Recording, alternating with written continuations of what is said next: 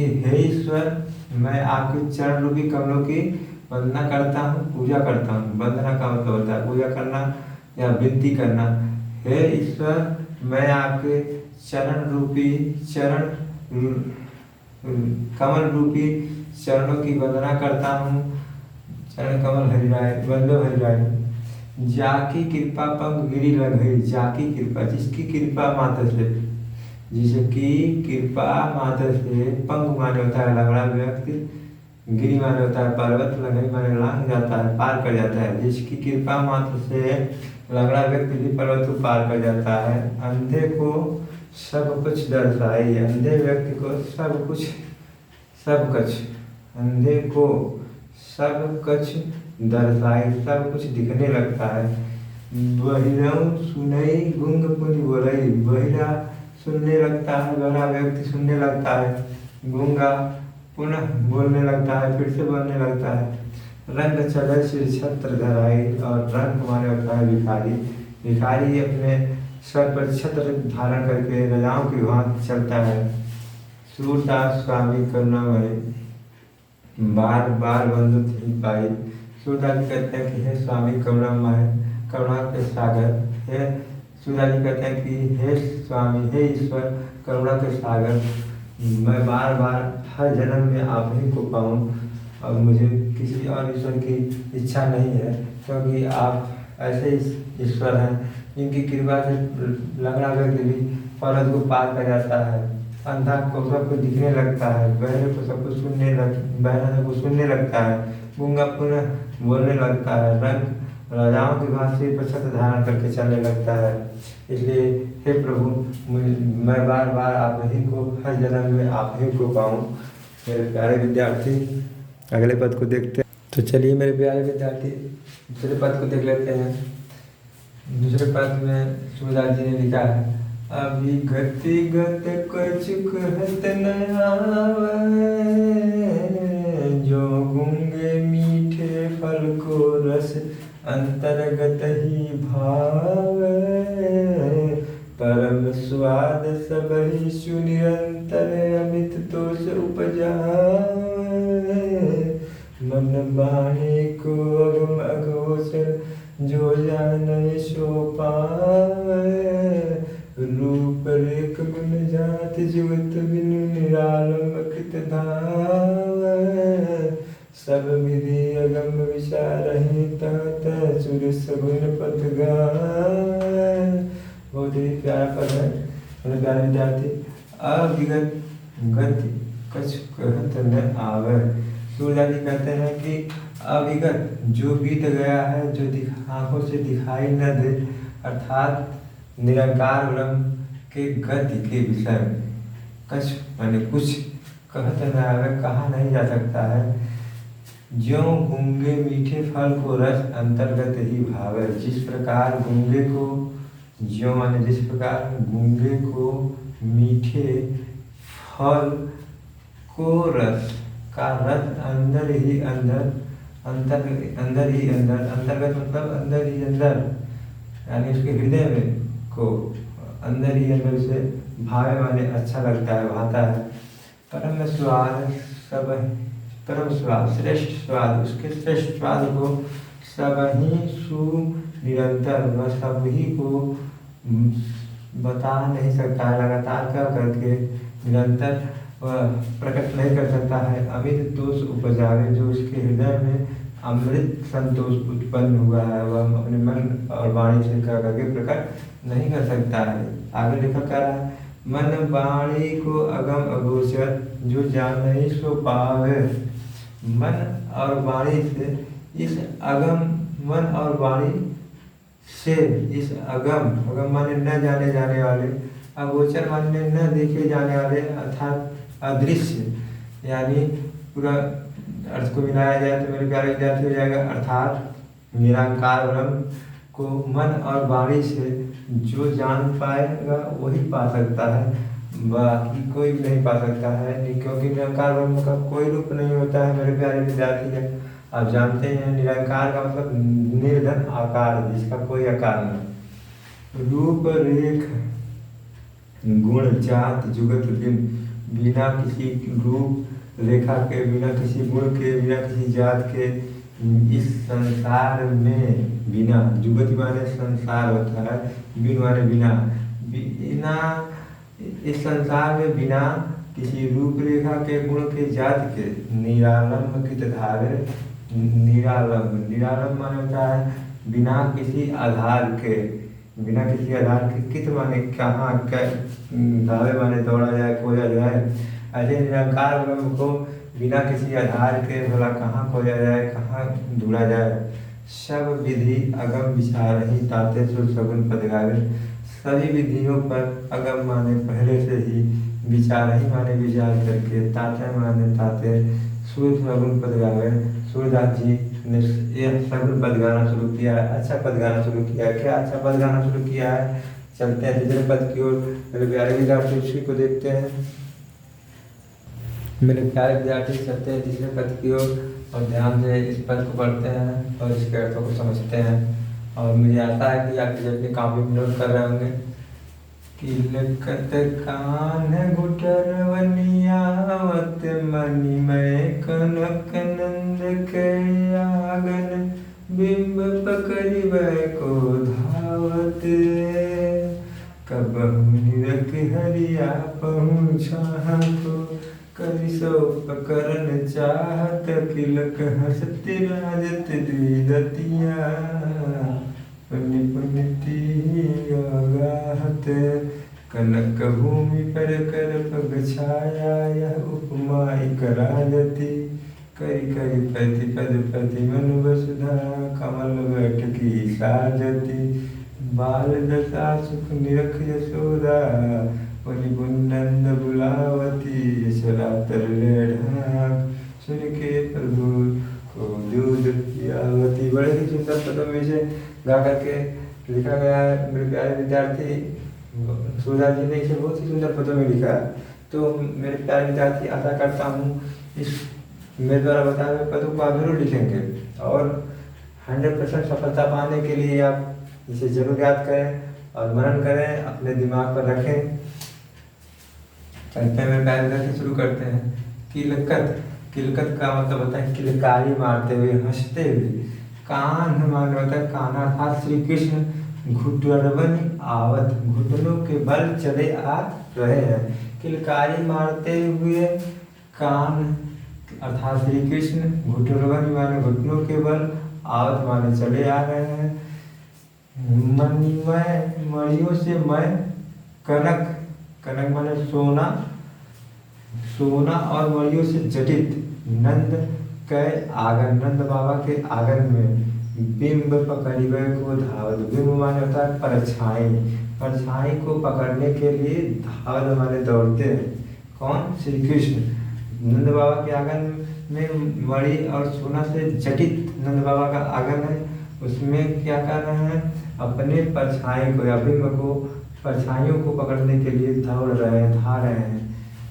कबहु निरख हरिया पहुँचा को, कबहु निरख हरिया पहुँचा को, कभी भगवान श्री कृष्ण अपनी ही छाया को, छाया को, कबहु निरख हरि आपहु छा को, कभी निरख माने देखकर, हरि, हरि माने भगवान श्री कृष्ण, आपो माने अपने ही, छा को मतलब छाया को यानी परछाई को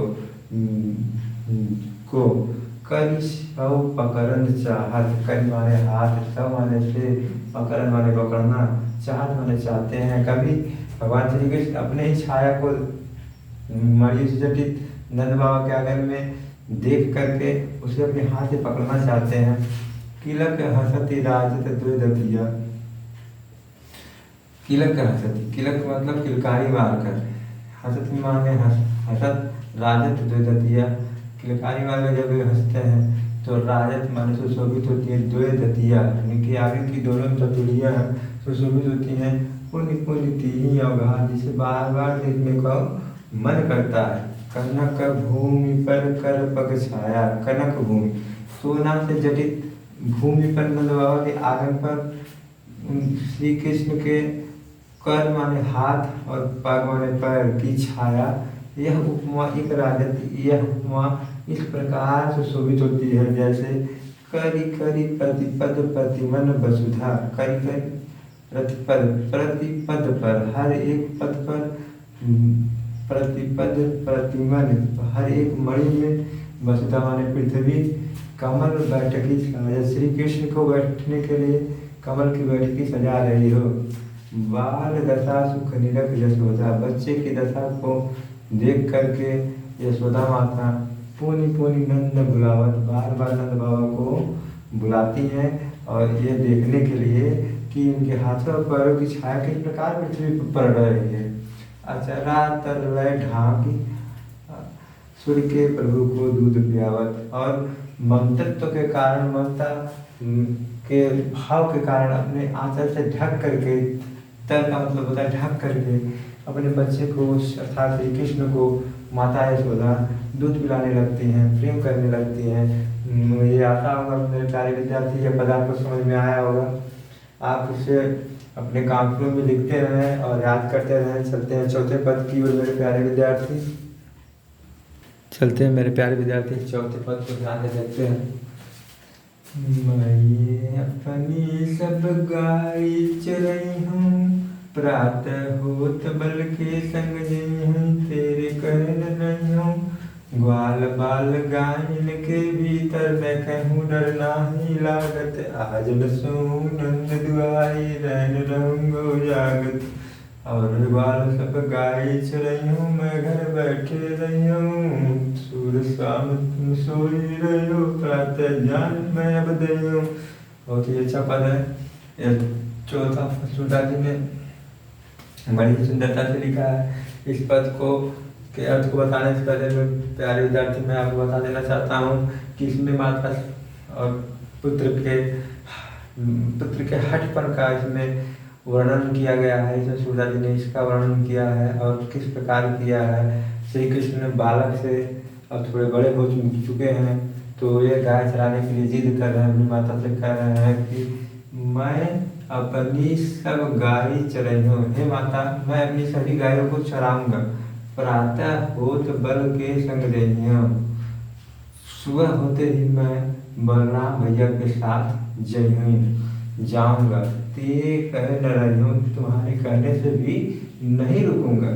ग्वाल बाल गायन के भीतर, ग्वालाओं के साथ और ग्वालाओं के बच्चों के साथ और गायों के बीच में, भीतर माने बीच में, न कहूँ डर नाही लागत, मुझे तनिक भी, न कहूँ माने तनिक भी डर नाही लागत, डर नहीं लगता है। आज न सोऊं नंद दुहाई, आज मैं नहीं सोऊंगा, नंद बाबा की कसम खाकर कहता हूँ, यदि मुझे तुम जाने नहीं दोगी तो आज मैं नहीं सोऊंगा, नंद बाबा की कसम खाकर कहता हूँ। रैन रहूँगो जागत, रात्रि भर जागता रहूँगा। और ग्वाल सब गाय चराई हैं और ग्वाला सब अपने अपने गायों को चराई हैं। मैं घर बैठे नहीं हूँ, मैं घर बैठा रहूँगा। यहाँ देखिए श्री कृष्ण अपने माता से गाय चराने के लिए इतना जिद कर रहे हैं, कह रहे हैं कि तुम मुझे यदि गाय चराने के लिए नहीं भेजोगे तो मैं नंद बाबा की कसम खाकर कहता हूँ कि रात भर नहीं सोऊंगा, रात भर जागता ही रहूँगा। और सभी ग्वाला बच्चे अपने गायों को चराएंगे, मैं घर बैठा रहूँगा।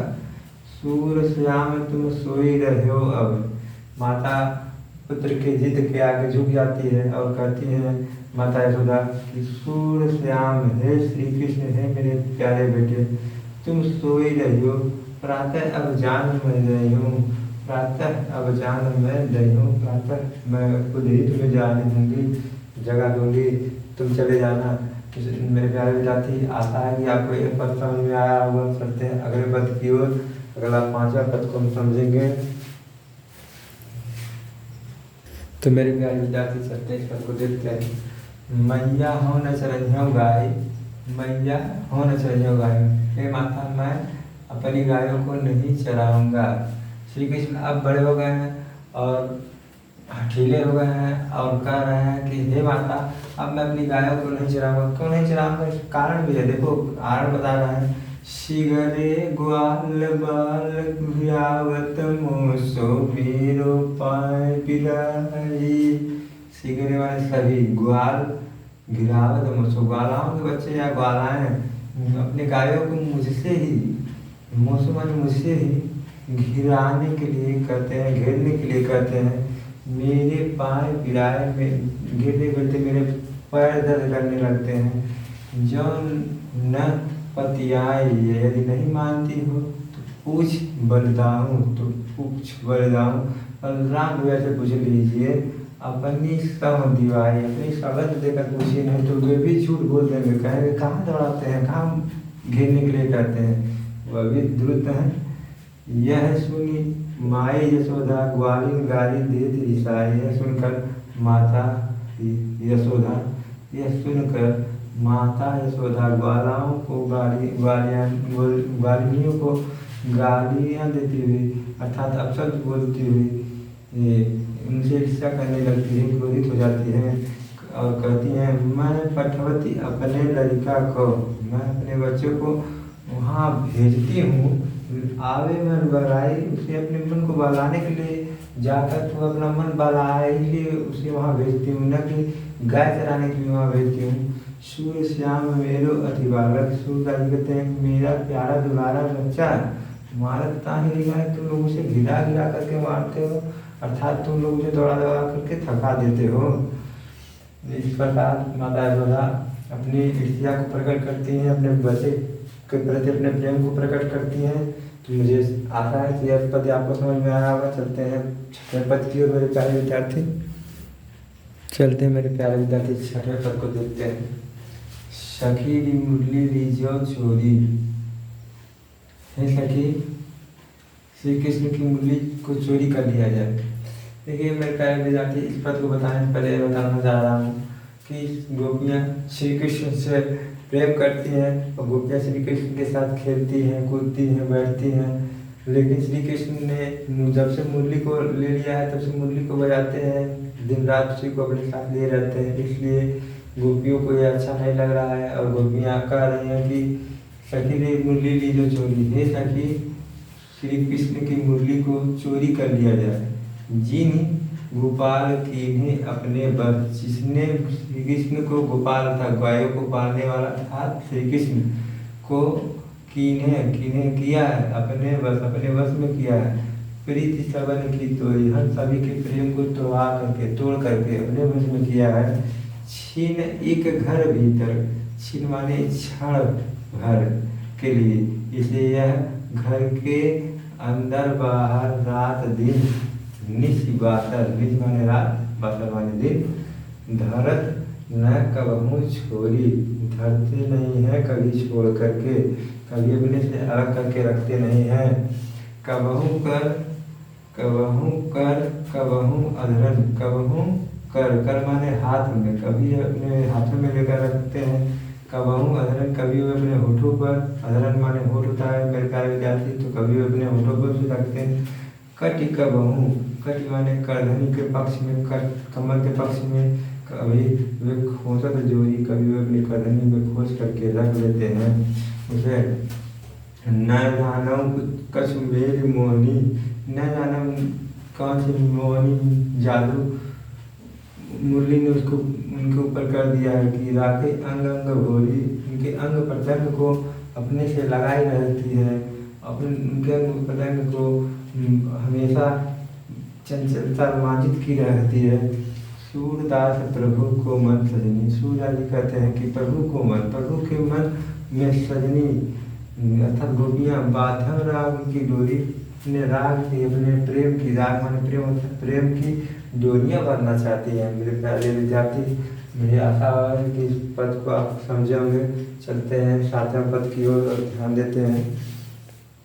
तो चलते हैं मेरे प्यारे विद्यार्थी, सातवें पद को देखते हैं। ऊधो मोहि ब्रज बिसरत नाही। देखिए यह पद को पढ़ाने से पहले मैं आपको बता देना चाहता हूँ कि यह पद जो लिखा गया पद है, इसमें श्री कृष्ण ब्रज को छोड़ करके मथुरा चले गए हैं और मथुरा जा करके उनका मन लग नहीं रहा है वहाँ, और अपने दरबार के विद्वान कवि को बुलाते हैं जिनका नाम उद्धव जी है, और उनसे कहते हैं कि हे उद्धव, मोह ब्रज बिसरत नाही, जिससे ब्रज को बुलाया नहीं जा रहा है। वृंदावन गोकुल वन उपवन, वह वृंदावन, वह गोकुल का वन, वह उपवन बाग बगीचा, सघन कुंज की छाही, सघन कुंजों की छाया, घनी कुंजों की, सघन माने घनी कुंजों की छाया मुझसे बुलाई नहीं जा रही है। प्रातः समय मात जसुमत, सुबह होते ही माता यशोदा, अब नंद देख सुख पावत, और नंद बाबा मुझे देख करके सुख का अनुभव करते थे। माखन रोटी दह्यो सजायो, मक्खन रोटी और दही को एक थाली में सजाकर अति हित साथ खवावत, बड़े ही प्रेम के साथ अपने साथ में बैठा करके खिलाते थे, अपने हाथ से खिलाते थे। गोपी ग्वाल बाल संग खेलत, गोपियों और ग्वाल के बच्चों के, ग्वालाओं के बच्चों के साथ खेलते फिरते सब दिन हंसत चिरात, पूरा दिन मेरा हंसते हंसते चिरात माने निकल जाया करता था, यानी बीत जाया करता था। सूरदास धन धनी ब्रजवासी, सूरदास जी कहते धन ऐसे ब्रजवासी जिन सब हित जग तात, जिन सब जिनके हित की चिंता, जग तात मानता संसार के तात माने पिता अर्थात ईश्वर श्री कृष्ण कर रहे हैं, जिनके हित की चिंता श्री कृष्ण कर रहे हैं, ऐसे ब्रजवासी धन्य हैं। तो मेरे प्यारे विद्यार्थी, मुझे आशा है कि ये 7वां पद आपको समझ में आया होगा। 8वें पद की ओर चलते हैं, देखते हैं 8वां पद। तो चलते हैं मेरे प्यारे विद्यार्थी अगले पद की ओर, 8वां पद की ओर। ऊधम मन भय न 10-20। जब मेरे प्यारे विद्यार्थी इस पद को पढ़ाने से पहले मैं आपको बताना चाहता हूँ कि इस पद में जब श्री कृष्ण उद्धव जी से कहते हैं अपने विद्वान का विषय कि हे उद्धव, मुझे ब्रज को बुलाया नहीं जाता है, तो उद्धव जी उन्हें सांत्वना देते हैं कि आप शांत रहिए, मैं जाता हूँ, गोपियों को समझाऊंगा और आपका मोह उनसे खत्म हो जाएगा और उनका मोह आपसे खत्म हो जाएगा। हाँ, तो समझाने के लिए ब्रज आते हैं और गोपियों को समझाते हैं, कहते हैं कि तुम श्री कृष्ण की पूजा छोड़ करके निरंकार ब्रह्म की पूजा करो। तो गोपियाँ क्या कहती हैं, वहाँ से अब वर्णन लिया गया है। गोपियाँ कहती उद्धव मन भय न 10-20, हे उद्धव मन 10-20 नहीं होता है, मन तो एक ही होता है। एक हो तो सो गयो श्याम संग, एक होता है सो गयो, वह तो गया श्याम संग, श्री कृष्ण के साथ चला गया। को और आधे इस दूसरे मन से तुम्हारे इस ईश्वर की मैं आराधना करूं।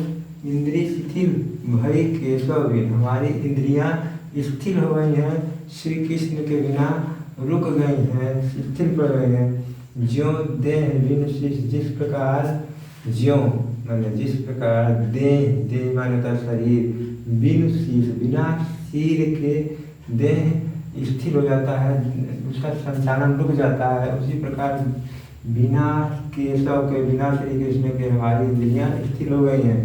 आशा लगत लाग रहत तन श्वासा, अब तो हमारे शरीर में, तन में हर समय यही आशा लगी रहती है, हर एक सांस में, हर एक क्षण में यही आशा लगी रहती है कि वे आएंगे, श्री कृष्ण आएंगे, और इस आशा को लेकर हम जीवही कोटि वर्ष, करोड़ों वर्ष तक जीवित रह सकते हैं। तुम तो सखा श्याम सुंदर के, तुम तो श्री कृष्ण के दोस्त हो, सखा हो, सकल योग के इस, तुम भला कैसे संपूर्ण इस प्रकार की योग की बातें कर सकते हो, सिखा सकते हो। सूर हमारे नंदन नंदन भी, सूरदास जी कहते हैं कि आगे गोपियाँ कहती हैं कि हमारे लिए नंद नंदन भी, अर्थात नंद बाबा के बेटे, नंद के नंदन, नंदन माने बेटा होता है, नंद बाबा के बेटे अर्थात श्री कृष्ण के बिना और नहीं जगदीश, और कोई दूसरा जगत के ईश नहीं है, अर्थात भगवान नहीं है। मेरे प्यारे विद्यार्थी, आपको ये पद समझ में आया होगा।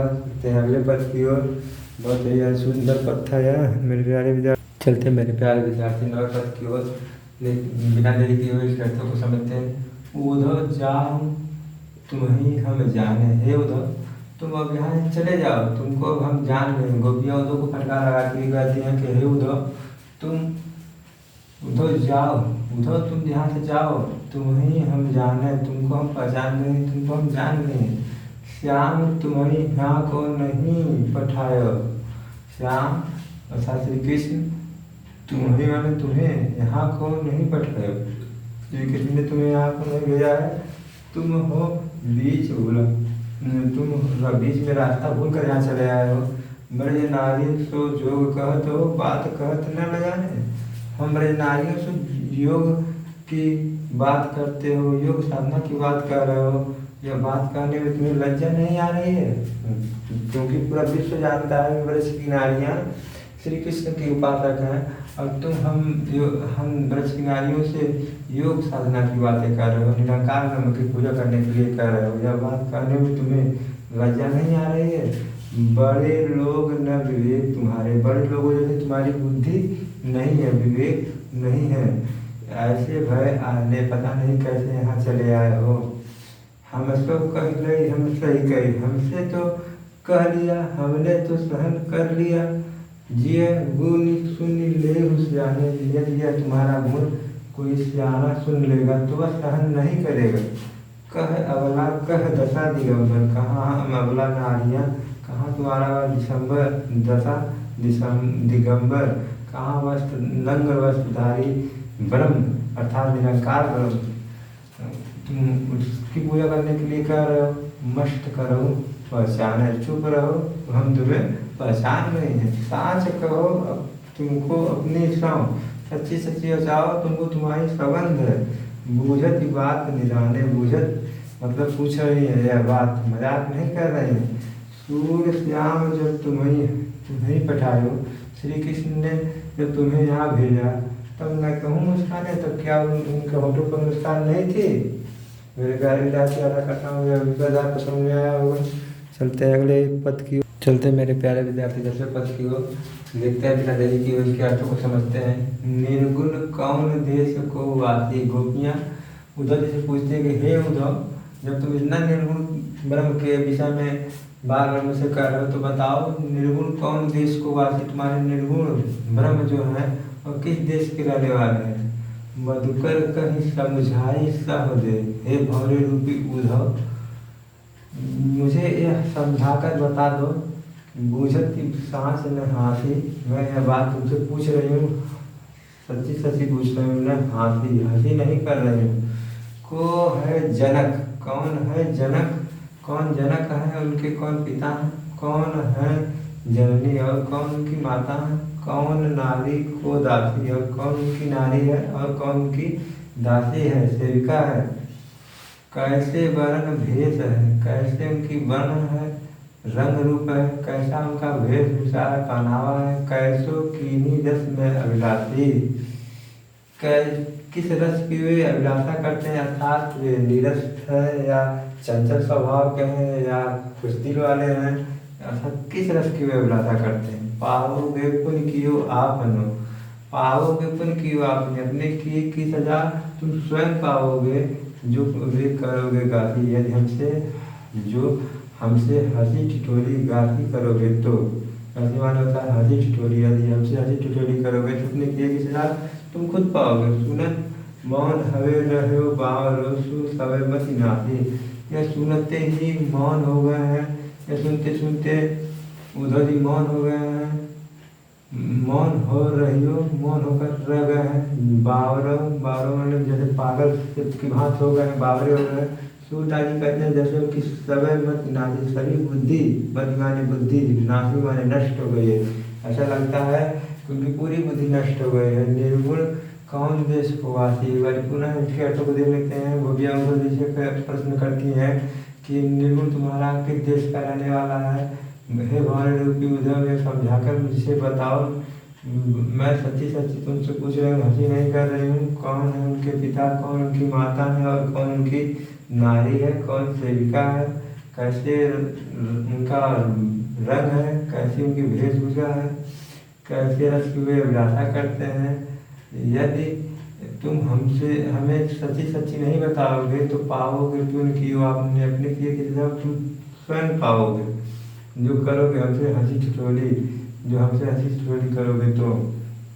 यह सब सुनते ही उद्धव जी बावले से हो गए हैं और जैसे लग रहा है उनकी पूरी बुद्धि नष्ट हो गई है। तो मेरे प्यारे विद्यार्थी का होगा कि पद आपको समझ में आया होगा। चलते हैं आखिरी पद की ओर, तो चलते हैं मेरे प्यारे विद्यार्थी अगले आखिरी पद की ओर। इस आखिरी पद को पढ़ाने से पहले समझाना चाहते हैं कि जब माता देवकी यह सुनती हैं कि मथुरा से कोई श्री कृष्ण का संदेशा लेकर के आया है, तो वे दौड़ती हुई आती हैं और उद्धव जी से कहती हैं कि संदेशो देवकी सो कहियो, संदेशो देवकी सो कहियो, यह मेरा जो संदेशा है यह देवकी से जा करके कहना। माता यशोदा कहती है कि मैं जो संदेशा दे रही हूँ जाकर के देवकी से कहना। हाउ तो धाई तिहारे सूत की, मैं तो तुम्हारे पुत्र की, सूत की धाई मतलब दूध पिलाने वाली माता हूँ, माया करत ही रही हो, तुम तो उसकी जननी हो, पैदा करने वाली माता हो, इसलिए उस पर दया, माया मतलब दया करत ही रही हो, करते ही रहना। यद्यपि टेव तुम नहीं जानती उनकी, यद्यपि तुम उनकी टेव माने आदतों को नहीं जानती हो, यद्यपि तुम उनकी आदतों को नहीं जानती हो, तब मोहि कही आवे तो मुझे कहना पड़ रहा है। प्रातः होत मेरे लाल लड़ते माखन रोटी भावे, सुबह होते ही मेरे प्यारे दुलारे बच्चे को माखन रोटी ही अच्छा लगता है। तेल उपटन अल तातो जल, तेल बुकवा उपटन अल माने और तातो माने गर्म जल, ताहि देख बग जाते, उसको देखकर मैं भाग जाते या करता था। जोई जोई मांगत सोई सोई दे, और जो जो मुझसे मांगता था वह कर्म उसे कर्म से करके देती थी, कर्म से कर नहाते।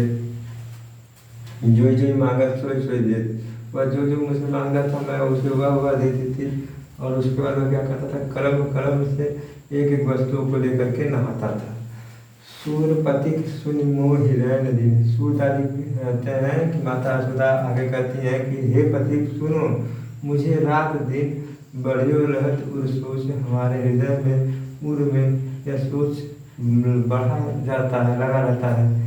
मेरा अलग लड़ाई तो मोहन, मेरे दुलारे प्यारे मोहन श्री कृष्ण हवन करत रहे संकोच, वहाँ संकोच करते होंगे, ये सब नहीं मानते होंगे, इसलिए संदेशा मिला जाकर के माता यशोदा से कह देना कि उसे सुबह मक्खन रोटी अच्छा लगता है, गर्म जल को देकर वह भाग जाता है, तेल उपटन यह सब लगाने से वह थोड़ा हटवना करता है, इसलिए वह जो जो मांगता है उसे मैं वह देती थी, तो वह नहाता था। और आप भी उसे वह दीजिए तो और उस पर दया करते रहिएगा, क्योंकि मैं तो दूध पिला करके उसे जिलाई हूँ, तुम तो उसे पैदा करके करने वाली माता हो, इसलिए उस पर दया करते ही रहना। इसी के साथ यह पद समाप्त होता है। मेरे प्यारे विद्यार्थी, मुझे आशा है कि यह पद आपको समझ में आया होगा, पूरे पाठ को आपको बहुत ही अच्छे से समझ में आया होगा। इसलिए मेरे प्यारे विद्यार्थी पूरे पाठ को ध्यान से पढ़ें और सब्सक्राइब करें, लाइक करें और कमेंट करें। जो चीज़ें नहीं समझ में आई होंगी उसे कमेंट बॉक्स में कमेंट करें, तो मैं उसमें लिख करके आपको समझा दूंगा। मेरे प्यारे विद्यार्थी, मैं चाहता हूँ कि कक्षा 10 में 100 नंबर आप लाएं, इसलिए मैं आपको देखो आज रात्रि में ही यह चीज़ें पढ़ा रहे हैं, जाग करके पढ़ा रहे हैं, मेहनत कर रहे हैं आपके लिए, तो आप भी मेहनत करिए अपने लिए। धन्यवाद। जय हिंद।